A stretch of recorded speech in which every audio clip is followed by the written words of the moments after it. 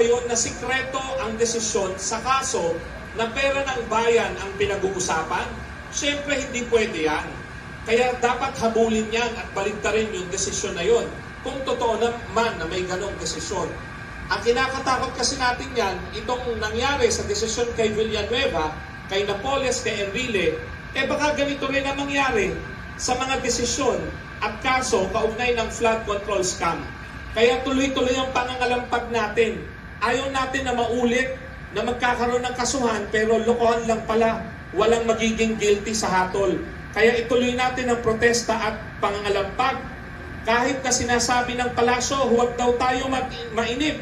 Pinagbubutihan daw nila ang pagbubuo ng kaso para sureball. Sureball nga ba? Sobrang bagal nila. At saka parang mga miron lang ang kakasuhan. May nakasuhan na bang maraming senador at kongresista?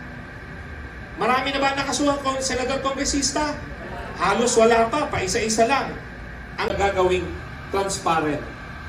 Si Chief Presidential Legal Counsel Enrile, Napoles at 30 iba pa, 33 to be exact, acquitted sa pork barrel o PDAF scam. Pero pinapabalik ng Sandigan Bayan kay Napoles at iba pang kasama niya ang 338 milyong piso. Ano ibig sabihin nito?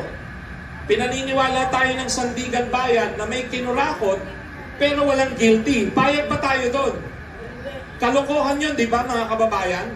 May kinurakot pero walang guilty. Si Senator Joel Villanueva, pasikretong ni-reverse daw ni former Ombudsman Martires ang pagpapaalis sa Senado kaugnay ng pork barrel scam na naman.